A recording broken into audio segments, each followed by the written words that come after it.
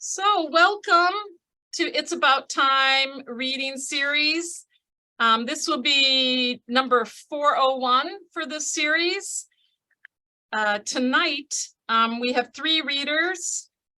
Priscilla Long will be doing the craft talk. Ronda Piszk Broatch will be reading, and Koon Woon will also be reading. Just so you know, this reading was founded by Esther Helfgott and dedicated to the memory of Anna Helfgott, who began writing at age 70, and to the memory of Nelson Bentley, the quintessential teacher who gave Anna and scores of others help and hope. It's About Time is dedicated to the end of racism, homophobia, anti-Semitism, homelessness, and war. We have a wonderful lineup tonight, and we're going to start off with Priscilla Long. Priscilla is a Seattle-based writer of poetry, creative nonfiction, science, history, and fiction, and a longtime independent teacher of writing. Her seventh book is Dancing with the Muse in Old Age. Her two poetry books are Holy Magic and Crossing Over. Her how-to write book is The Writer's Portable Memoir, A Guide to Art, Craft, and the Writer's Life. And she grew up on a dairy farm on the eastern shore of Maryland. For more info, you can go to www.priscillalong.com. And tonight, Priscilla will bring us a craft talk, and the subject is aging and creating. So please take it away, Priscilla. Okay, thank you so much. So I'm going to share screen, and I know some of you have read the book, actually. So this is a little wrap on aging and creativity, which really is about craft. And this is my new book, and I hope you've all heard of it by now. And I wrote it to celebrate turning 80, which I did last month. And the painting is by Carol Nelson, an artist, a Colorado artist who is turning 80 next year. And it's called Crossroads. And I feel I am at a crossroads, or crossing over a threshold to old age into a new era of life. So I wanted to go into that proactively. I wanted to go in with knowledge of science, and there's actually some new science and some old science, which is still good. And also I wanted to go into old age with models of aged creators, people who were active, engaged, creative, productive, connected to their communities, whether able-bodied or disabled, and people that I want to be when I grow up. So first I'll just quickly kind of run through some science, some points of science, and then I'll show you some creators. All right. So the first is Becca Levy's work at the Yale School of Public Health, and she's done all of these longitudinal studies on attitudes toward aging. And her basic finding after years of study is that one's attitude toward aging, and that is one's own aging and toward old people, has a profound influence on whether or not you are able to experience flourishing well-being in old age. People with negative attitudes, which is a lot of people, because ageism, of course, saturates our society completely. But people with negative attitudes have 7 years less to live and a significantly greater chance of having a cardiac or stroke or dementia. So that's science. Second, we must move more. We must move more. Poets, we must move more. And if we're disabled, which is 15% of the world's people are disabled, and most of us will be at one time or another, the guideline is to move as much as you can. And so this work, it took me, I don't know, something like 4 years to research this, and it has really influenced how I run my life. Basically, I do my 10,000 steps every day. I do my weights every day, and I'm not, as I'll tell you, I'm not an athletic person at all. So stay connected, have a passion, and learn. So, and some of those I'll go a little more detail later. So I'm a poet, like, as you know, I'm a poet, but I find it useful to use as mentors all kinds of creators in the arts, and I especially have learned a lot from the visual arts. And for example, the sculptor Louise Nevelson said at one point, she has this long book-length oral history, which is her autobiography, basically. She said at one point that she made a decision to be productive. So I thought that was interesting, a decision. So I decided to make that same decision, and by which I don't mean working, you know, fast or working anxiously or anything, just steady work within the goals. And I'll talk, Bethany Reed is here, the poet Bethany Reed, and I'll talk a little, I'll just mention during the pandemic, our little project, which is that about, I think 3 years ago, is that right, Bethany? We decided to do this. We alternate choosing a poem from the published, you know, poetry in the world. And then each of us writes a poem under the influence of that poem. Then we, once a week, we study the poem we chose, and then we workshop our poems. And so that's resulted in, you know, 52 times 3 poems for each of us. And so that's a way of, and it's not, they're not finished, but they're a body of work to work on. So that's just one way. And that's a Louise Nevelson, one of her works there. This is Twyla Tharp. Her book on creativity is actually excellent. And her second book is called Keep It Moving. She said, age is not the enemy. Stagnation is the enemy. Complacency is the enemy. Stasis is the enemy. But of course, she's only 81, so big deal. Big deal. So this is Don Pellman, and he's 100 years old here. He became the first person older than 100 to run 100 meters in fewer than 27 seconds. I know you're going to ask me what this has to do with poetry. And I'm going to tell you what it has to do with poetry. He also has world records in long jump, high jump, discus throw, and pole vault. And what does it have to do with me? Or what does it have to do with us? And so the answer is, like I said, I'm the world's most unathletic person. I don't even like sports. But I can use him as a model because he did not say, well, I'm 100 years old, so now I'm too old to sprint. I'm too old to jump. He did not say that.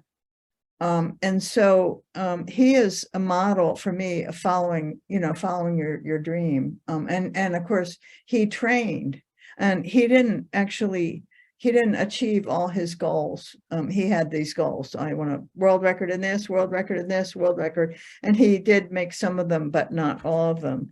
But anyhow, that's how I can use, and I really believe in finding models for what we want to do and aspire to. And they don't have to be just in our own little areas. So anyway, I translate this to my goal, which is to write 10 more books. And this is Wayne Thiebaud, and at age 100 right there. And he started a new body of work at age 98. So that's, and he said, and that's his clown series, he said, working becomes your own little Eden. You make this little spot for yourself. You don't have to succeed. You don't have to be famous. You don't have to be obligated to anything except that development of the self. That's another one of his clown. This is Sarah Yerkes. She published her first book of poems after she turned 100. She had been a landscape designer and a sculptor, but in her 90s, she could no longer handle the heavy materials that she was, that she was accustomed to working with. So she turned to poetry, and that's so common. So the book has like over 100, different artists and different types of and they're not all artists, but most of them are in the arts, somewhere in the arts. So what they do, and then there are also studies about artists, and what artists do is when they reach a limitation, like a physical limitation, they don't quit, they change mediums. So that's what she did. That's so typical. And she also found a community. And as we know, that is connecting with other people is like highly important.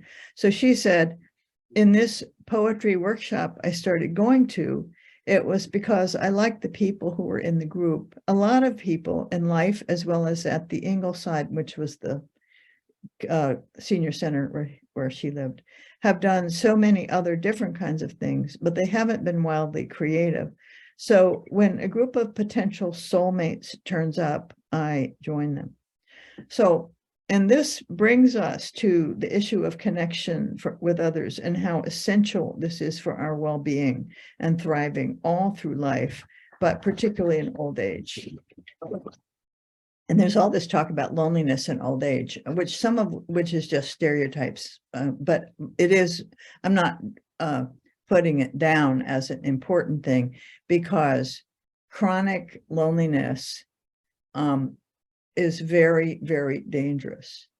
And it's like worse than drunk driving and stuff like that. I mean, and it's very dangerous for a teenager. It's not just old people. It's very dangerous. We don't want our teenager to be chronically lonely.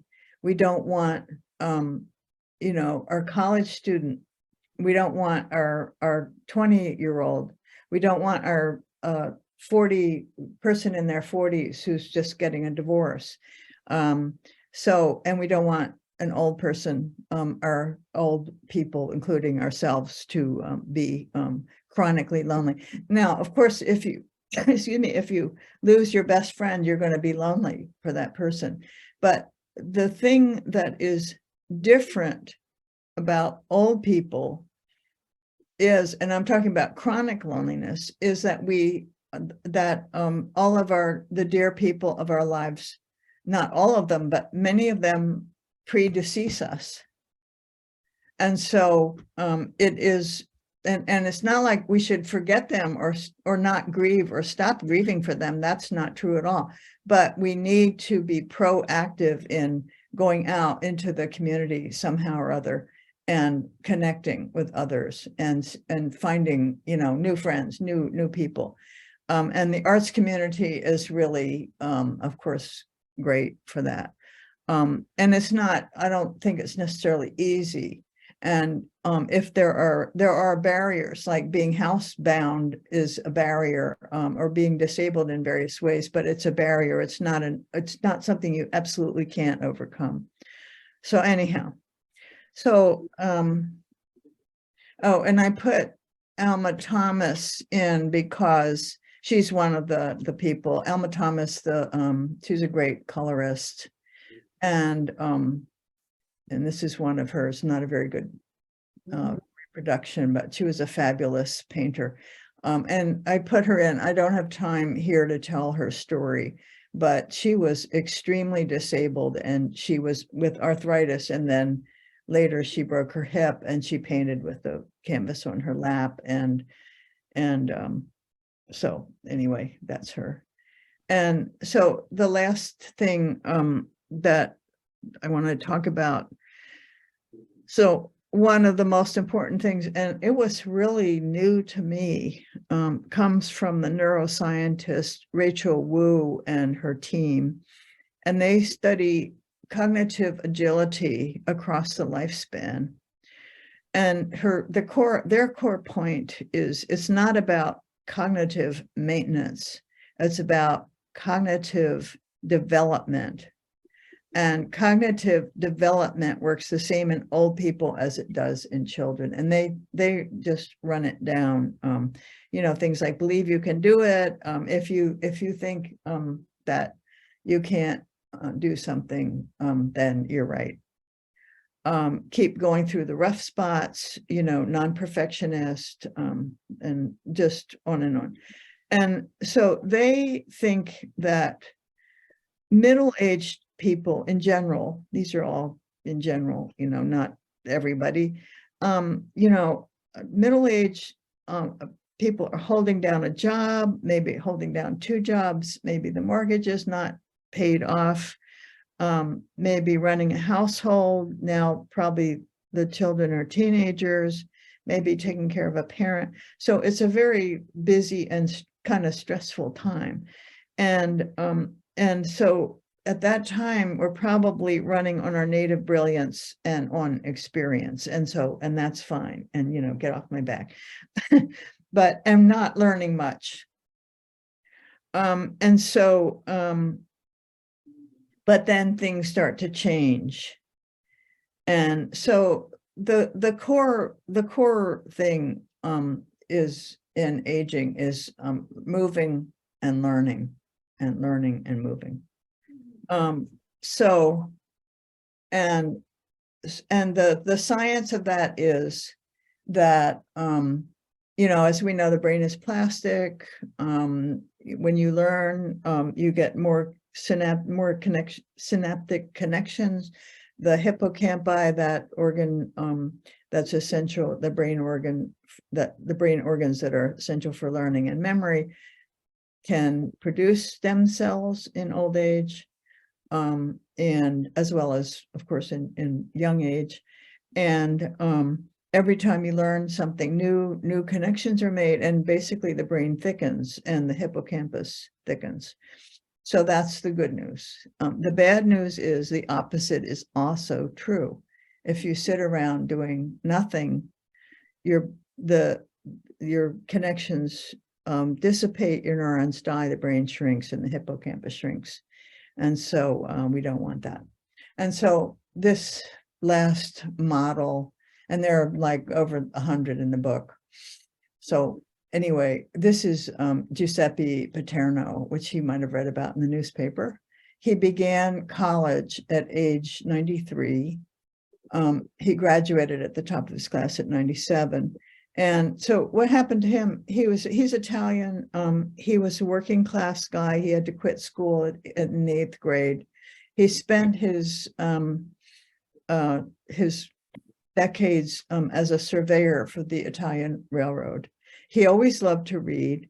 He somehow got his, whatever they call it, high school in Italy. And he applied at age 93 to college. And after a month, he was just, everyone was so young around him. He didn't know what to do. He just thought, maybe this isn't what I should be doing. So he went to a dean and asked him, and the dean said, yes, this is what you should be doing. Yes. And so he, in a short time, so he stayed. In a short time, everyone got used to everyone else, and that was all fine. And he graduated, like I said, at the top of his class at age 97. And he said, my time at the university has changed me for certain. It's as if my brain has evolved. I've started to speak a different language. If I'm discussing the newspaper with my friends, I can articulate myself with greater precision. I'm still the same man I've been coming up to a century, just with a few minor upgrades. But to me, that's cognitive development. That's not about brain fog and, can't remember. That's cognitive development. So personally, I really just learned so much from doing the research from this book. And I've changed, like I said, I've changed some of my own practices because of what I've learned. And so so I keep writing, and I want to write 10 more books, like I said, and poetry and all that. But also, I've always, math has always been my nemesis. I mean, numbers and me don't get along at all. Never have. I've flunked math classes. So I've decided to do two things. One is to learn math. And the second one is I'm learning banjo. So end of talk. Thanks. Thank you so much, Priscilla. That was wonderful and inspiring.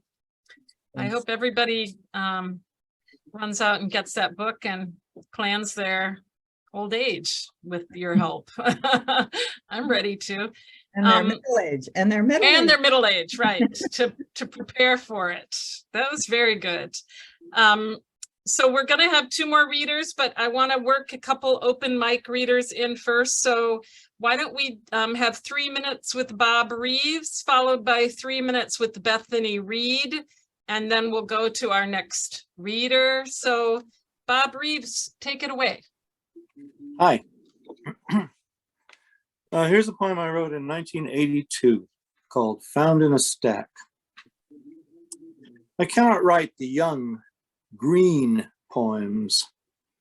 My poems are crannied like the cheeks of old women, and sour like curds, soggy like cigar butts in puddles. They have forgotten how to clean up after they relieve themselves.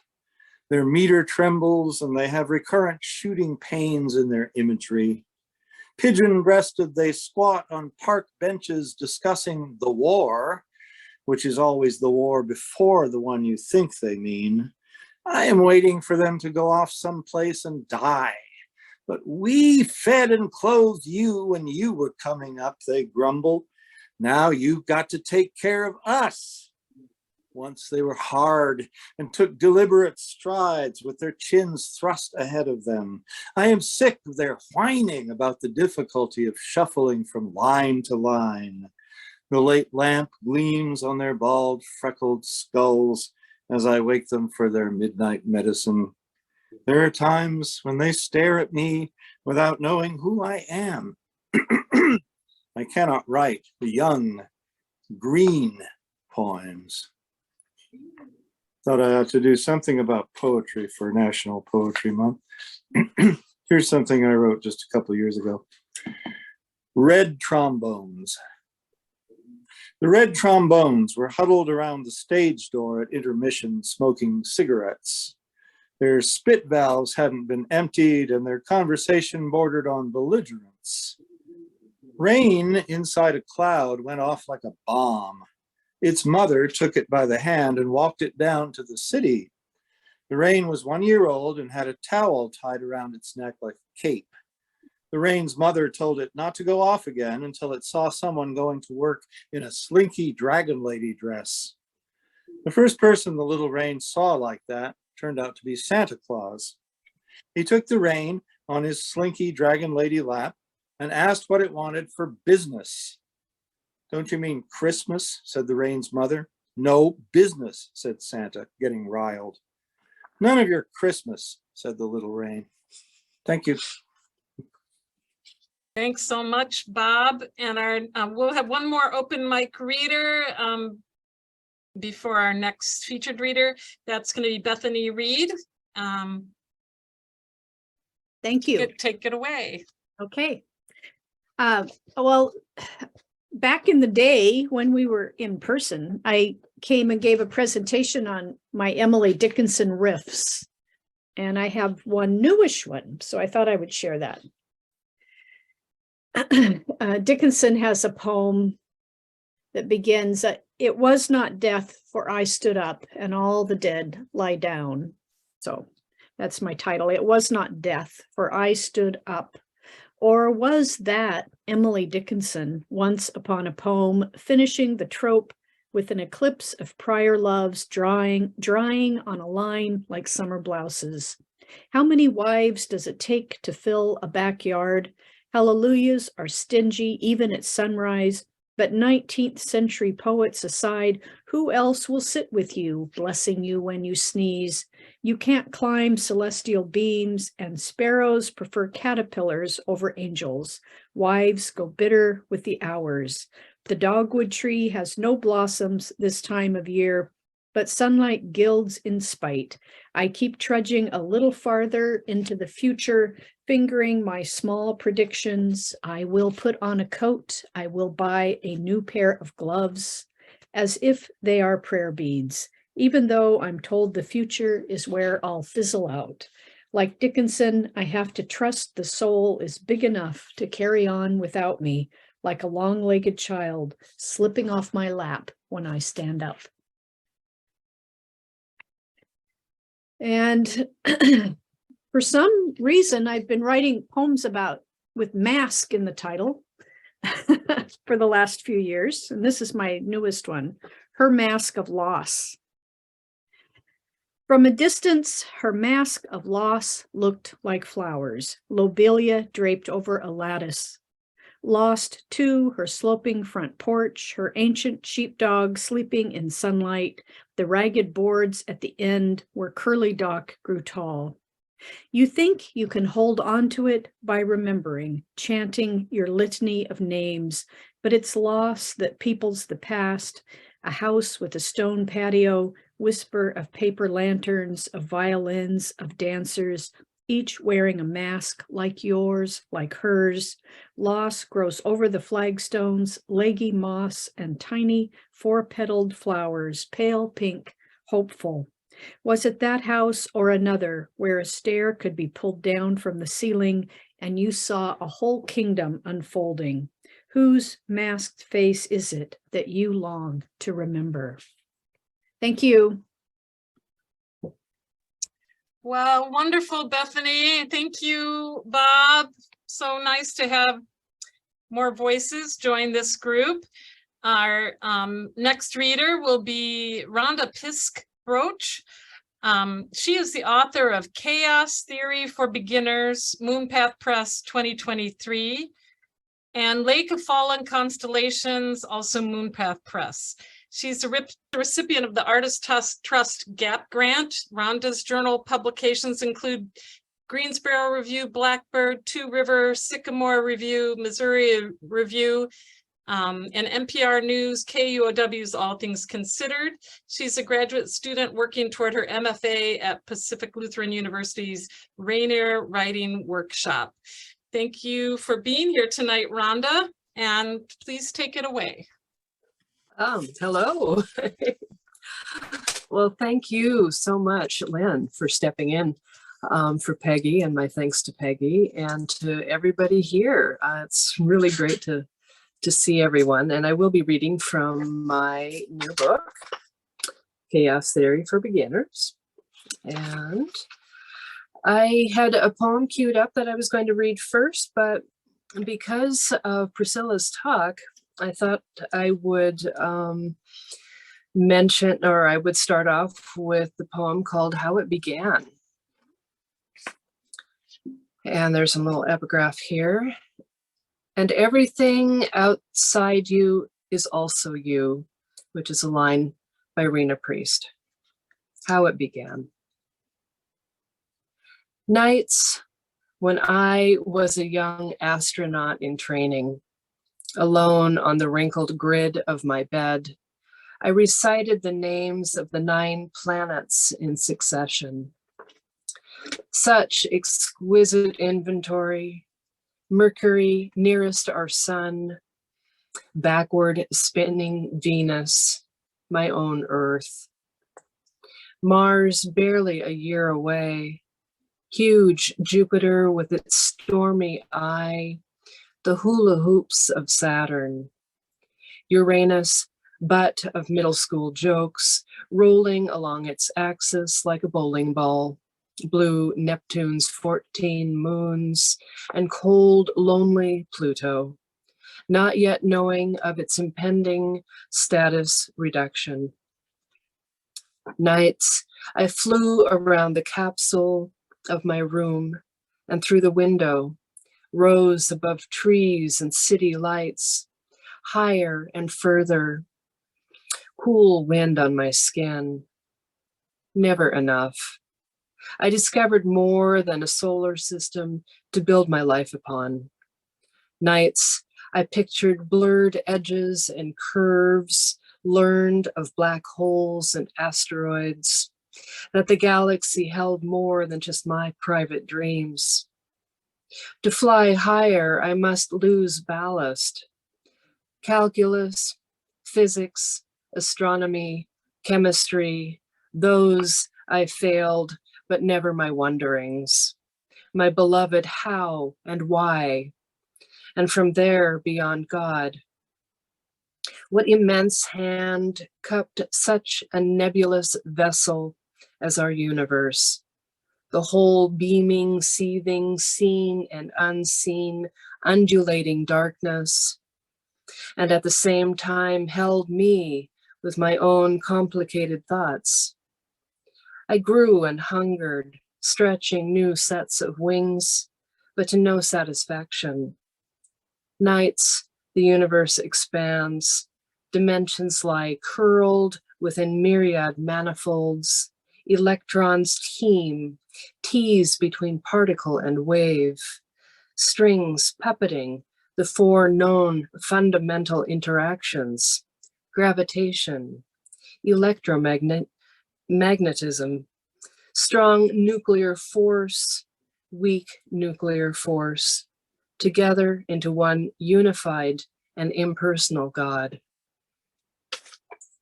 And so that's kind of how it all began for me. Just this interest in just astrophysics, and then later on adding in quantum theory, which, you know, things like that just it drives me nuts in a good way. So we all have our things that we obsess over, and that's one of those things. But I'm going to switch gears just a hair and ask you all if you have ever conducted refrigerator experiments. And do you all know what those are? Those are the things that you didn't really intend to start, but there they are in the back of your fridge. Yeah, okay. So anyway, the next poem. You say mistake, I say multiverse. Maybe the gigantic cabbage you thin sliced seemingly for hours shoved the strings that kept swelling like the universe during its second inflation, crammed each squeaky slice into the 2-quart jar filled with vinegar and starter, and left it on the counter until bubbles were born, like the first elements to appear. And when the new gases slowed down, you put the universe that was the jar and its living strings into the fridge, and by we ate of it, and later tired of it, and the jar retreated into the far reaches of an ever-expanding cosmos. And when its light finally reached us, we took it out and relegated the jar-shaped hole of matter and space with its slimy, cabbagey threads to the coolness of the mudroom. And by, tiny organisms formed and crawled from an ocean of sludge that bubbled on top, and a new generation was born. So does that ring any bells with anybody? Have we had this experience before? All right. So I'm next going to switch back to general relativity, which was discovered by one of my boyfriends. So I would like to read this next one. Sonnet with General Relativity. Maybe this is the century for rapture or execution. Maybe deep down inside us is an illustration we can refer to, some clattering word or casual meme to quote on Twitter, or wave file of a nightingale in the Bluebell Woods. All night in dreams, I was floating like a crow in catharsis. All night, the darkness stirring the fine bones of my ear. Maybe it's the age of primitive visions, a return to ordinary time, an epic rescue of history, or just silence with the beloved. Hold my hand, I ask you, before we make the leap into space. Bring a lamp and a wristwatch, so that if we drift apart, I'll have the courage to watch time slow, knowing you'll be older, more perfect than the roses I planted in our garden light years ago, when bound by attraction, the better part of us knew to let go. Thank you. All right. So a while back, Rosalind Franklin was credited for, or became famous for, Photo 51, which showed the first image of the DNA double helix. And unfortunately, she did not get the Nobel Prize during her lifetime, but later on was nominated for it by Watson. Okay. It was no accident. I can no longer read the menu of stars. Attraction curves toward the event horizon, and I've lost all power to resist. I tell the sudden crowd sprouting from a hillside to watch the burning house, the tiny family huddled around the flames. At least we've got each other. When my father crossed from illness to newsprint blurb at the speed of denial, I learned dying has its secret litany, dark bag of 30 silver coins. Scattered, they form the greater omen galaxy, the hanging tree. It is no accident I am fond of fire, of stories born of war that end in redemption, of street abductions that resolve into flights from death camps to a new world. My body is full of nucleotides, and I am constantly being washed up, tumbled and helixed in the act of uptake into roots even my father knew nothing of. I'm thankful for Rosalind Franklin, X-ray crystallographer, famous for Photo 51, her posthumous nomination by Watson for the Nobel, how her namesake now roves autonomously across the Martian surface. It is no accident. The more I read, the closer the point of no return looms, glowing where before all was black, like the eye dead center of Messier 87, only 55 million light years away. Earth, the first event horizon telescope. My father somewhere on the other side, turning silver into light.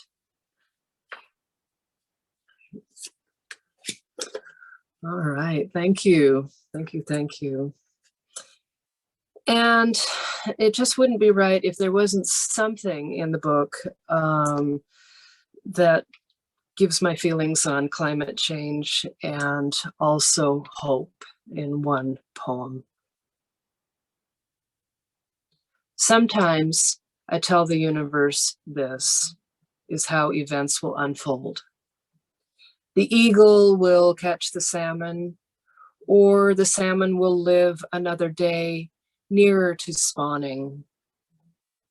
evolve as sustenance for resident orcas who are diminishing in astonishing numbers. Sometimes I tell the All One no, even though my mind dangles before me this or that prophecy, that I, being a part of every living thing, declare an equal say, and that I say, no, I will not succumb to exploitation, become statistic on the planet's list of casualties, not lose my life, my dears, my loves to extinction, or the mutterings of deniers, that hope is a choice I make. The waters will cool a little.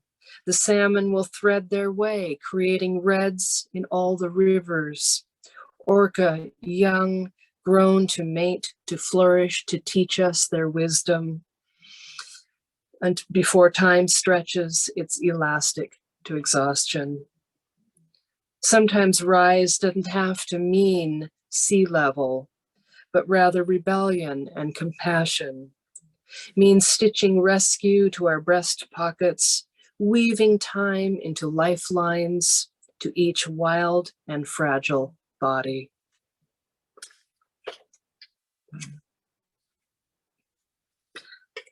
And I am going to read one last poem, thank you. And this was written, I think, shortly after the shutdown, which has changed our lives in so many ways and has encouraged some to find new avenues of discovery and education. It was the year of considering time travel and how to save the North Atlantic right whale. Spring is ending, and SpaceX will tuck baby bobtail squid and tardigrades inside its Dragon cargo capsule. What I didn't realize is there might be thousands of tardigrades already on the moon. Because octopuses are so intelligent, a brain in each arm, eating them feels cannibalistic. Some say the octopus is what an alien might look like. When you say that aliens might not be interested in us, I say, I understand we have a lot to learn, a lot to undo. There is dust behind the stars, some stiff-hipped moths circling the drain of my poorly draining shower. Without electromagnetic fields, gamma rays, radio waves, we are blind. Imagine alien physicists doing calculations in a dark matter lab. It was the year of reading late, of conducting thought experiments and getting lost in seawater with cephalopods.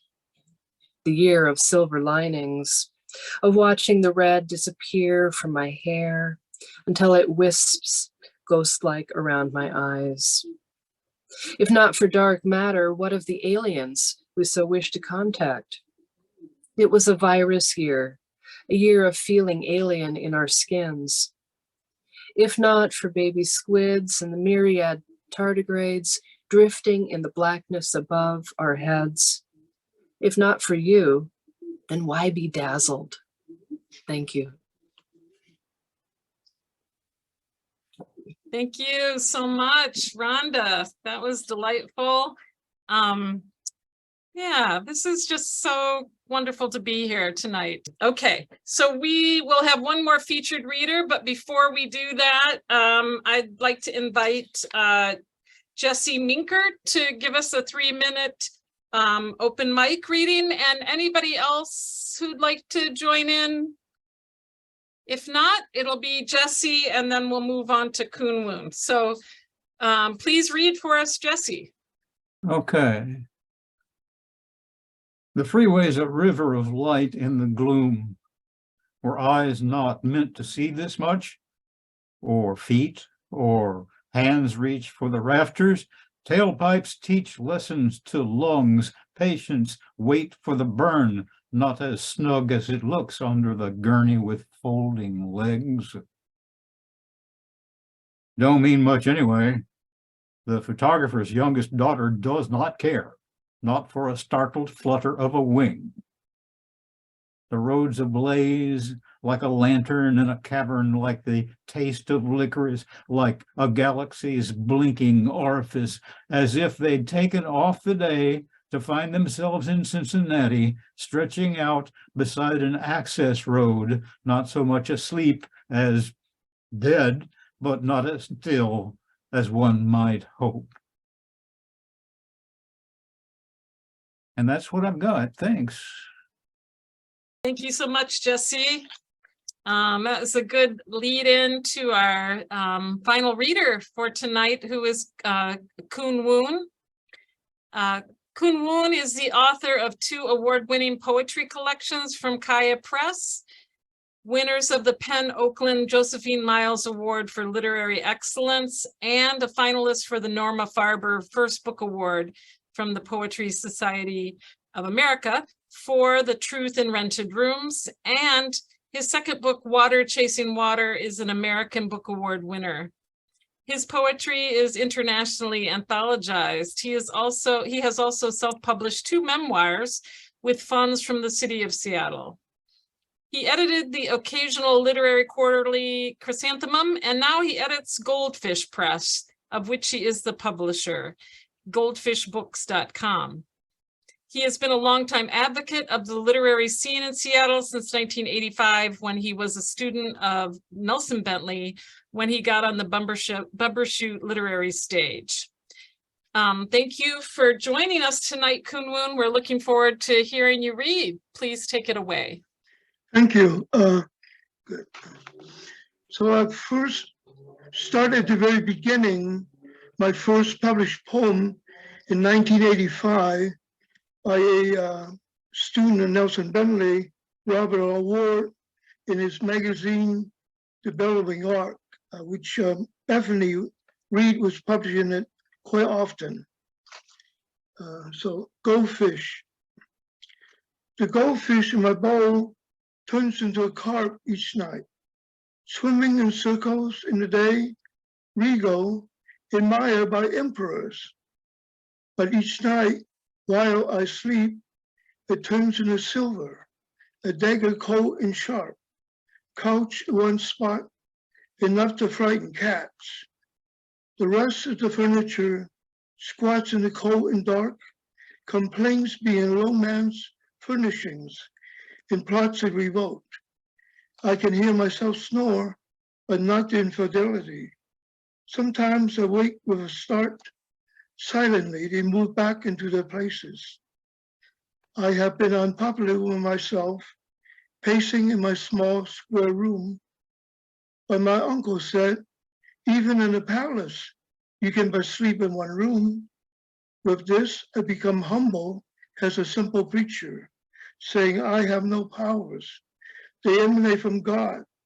With this, I sleep soundly, fish or no fish, dagger or no dagger. When I wake, my fish is gold. It pleases me with a trail of bubbles. My furniture has been loyal all night, waiting to provide me comfort. There was no conspiracy against a poor man, and with this, I consider myself king. I was born in China in 1949. I came to the United States in 1960. So that was 64 years ago almost. So this poem is called Brick by Brick. Okay, brick by brick, 60 years now. Are you still counting your village, brick by brick, flower by flower, and bee by bee? The house you were born in has collapsed. Your district is different now on the map. Even your mind is not the same. You have learned trick by trick. You know, take Jane, the children, Hank and Elaine. Forget about the old Dow. The new Dow is lost and gain. Forget about sunflowers. Don't recall the muddy monsoons. Think about soy futures, hawk bellies, high towers, and real estate.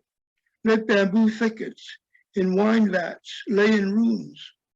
The arms that rocked you, dead now and buried without a tune. The hands that guide you across the village yards, gnar now without social parts. You can't go back in time to whistle archaic rhymes, absolutely or in space-time. Wipe that grimace from memory. It was a trick you play on yourself that haunted you through the years. Truly, the pigs never liked to slop. Roosters didn't parade the tails, but cicadas on treetops did buzz the alarm clocks. You still can hurry so as not to miss your future. This one is called The Four Modalities. Always wishing the world was something else, aren't you? The world is the world, and it consists of these things: rain, snow, sun, and night. Nothing more to worry about. Rain pours like salt, and you need it. Snow needs plowing, and you got the job. Sun, we have one, and that's enough. And night is when you cry. When they shut you on the rain, something you don't want to forget, drenched, you go where they think better of you.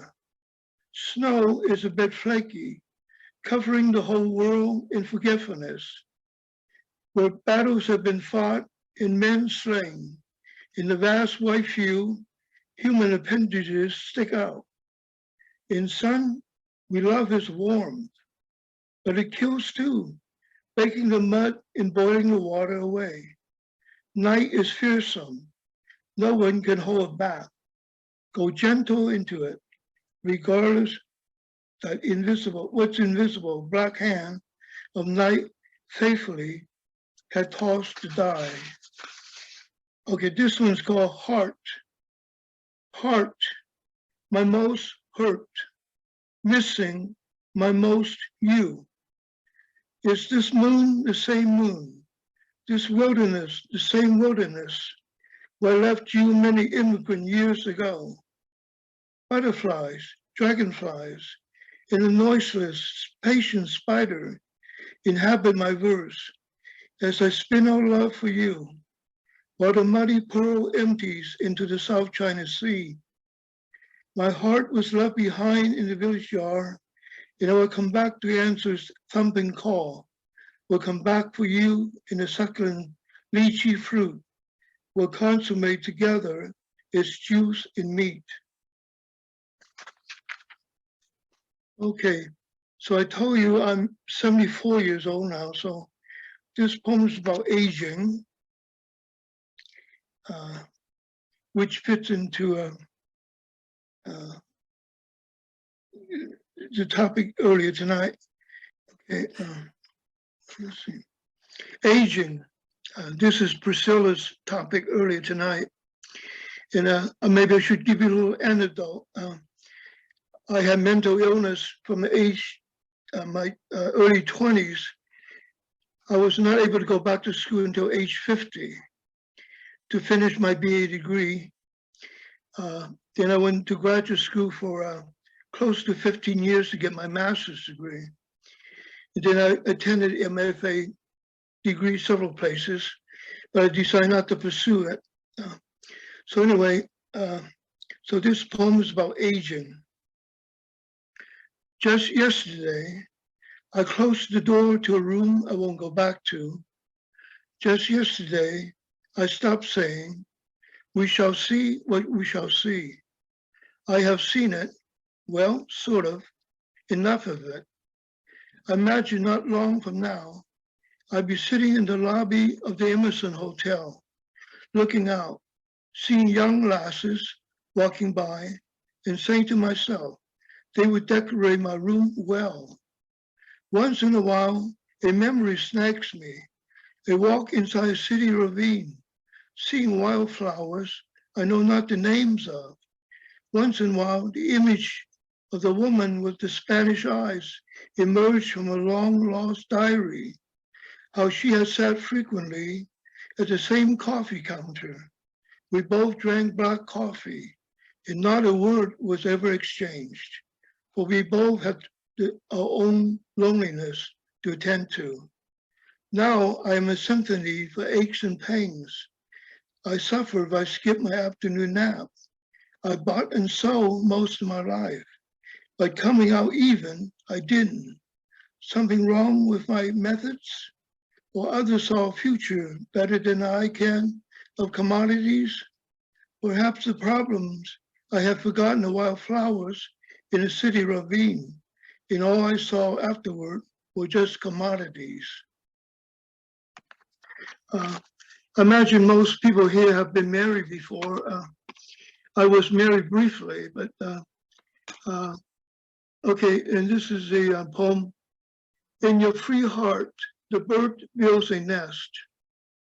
Home is where your heart is, my dear.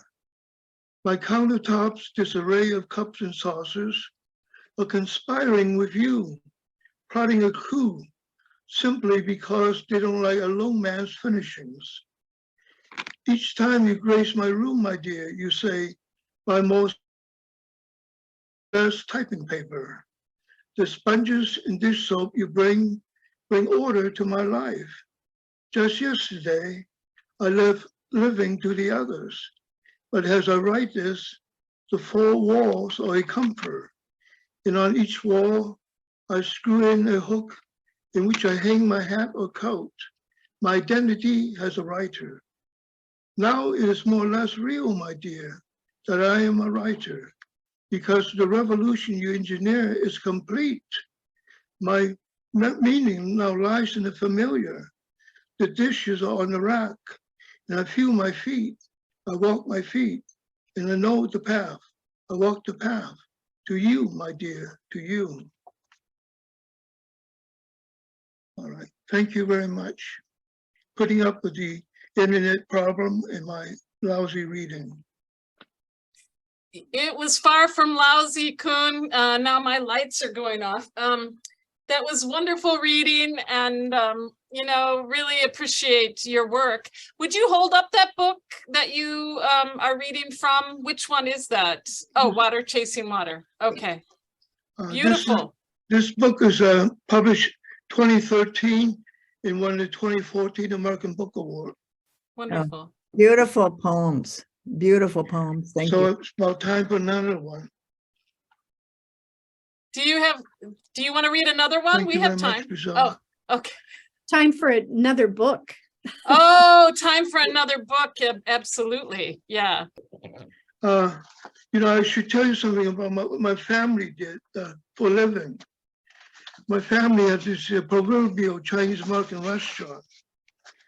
And if you go to a Chinese American restaurant, you hear a lot of noise in the kitchen, you know. And what were they doing? Well, they banging the wok and, you know, rattling dishes and this and that, breaking dishes, throwing cups around, cooking utensils at each other. So this is my my poem about what goes on in Chinese American kitchen. A smoke break at the nuclear command.